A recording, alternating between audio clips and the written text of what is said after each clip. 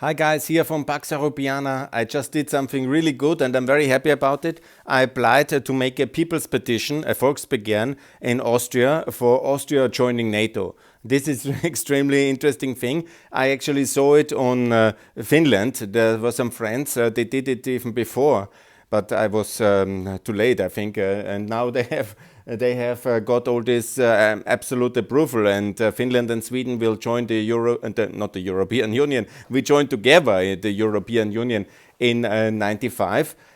But they will join now NATO, and it's happening in May, in this amazing month of May. And so I decided to start the process. It's democracy here in Austria. It's nothing illegal. You can just apply, and then you have to pay 500 euros. Yeah? You have also to find some friends who are also in favor. That will be more complicated. But the opinion polls today were that 17% of the population are in favor of NATO. And that's quite a lot of people. I mean, I just need 8,000 to get it rolling. So we have 17%, yeah? And nobody has ever campaigned. I'm the only one campaigning. There's some military guys and Andreas Kohl. So you can find some friends and some partners. And once we campaign and explain, and once Finland and Sweden are really joining now, I think it will get a momentum. And anyhow, it's hard to think that there will be ever a majority of Austrians in favor. You have just to win the four parties, the mainstream parties, the Social Democrats, the Christian Democrats, the Liberals, and the Greens to vote yes in the parliament.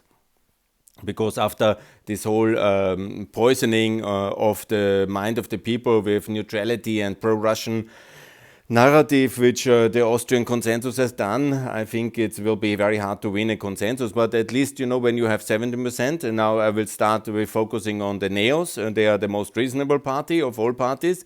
And then also there will be the election campaign for the party chairman of the Christian Democrats in the middle of May. And then hopefully also the Austrian left will, out of this very tough neutrality, pro-Russian kind of appeasement philosophy, the Germans are now purifying the SPD and the Ukrainians are helping. And so maybe there will be a lot of focus as well to bring the SPÖ into some reason again. Yeah, they were always, pro-Russian, pro-Soviet Union and disaster. But maybe they will learn. They want to have the power. It's the only way for them to be prime minister. It's absolutely to make another step to over their shadow of left-wing past and joining Austria and NATO. That will be basically the way for them to find power. Of course, the nationalists who are paid by Russia will always oppose it. But okay, you cannot turn them into a normal party. The FPÖ is Putin's party in Austria. They are, who votes them is beyond the reasonable. I mean, it's a disaster. It's the racists, the protectionists, the nationalists, I don't say they are the pro-Nazis, but in many ways they are, and they're pro-Putin, that's for sure. And they are funded by Putin. They are a disaster. So them, you can basically forget them, but the other four to make a campaign, and in it's now the presidential elections in 2022, so that will be the way to get going. And of course the Green parties, the German Greens have really transformed in a very reasonable party.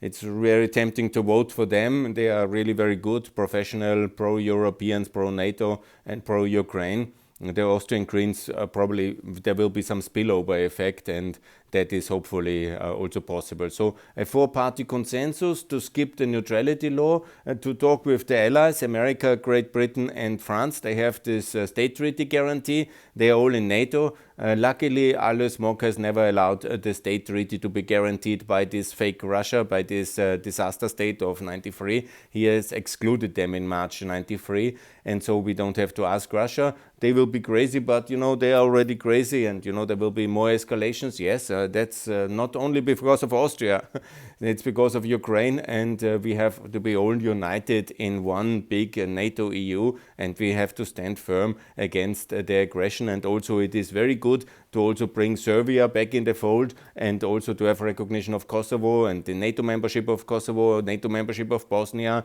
and so we will be all in NATO.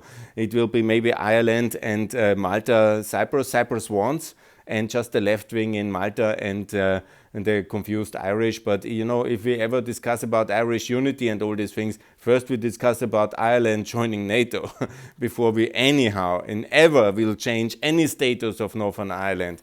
They will have to join NATO as well in order to show that they are serious, and we don't want to have neutral experiments. Neutrality is evil.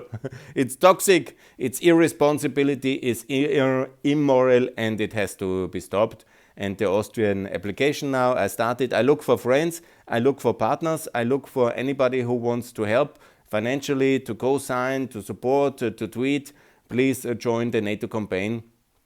And let's bring Austria into NATO via this petition, and then we will discuss it the whole 2022 during the election campaign. That is very good, and please support Austrian NATO accession. Bye, thanks for now.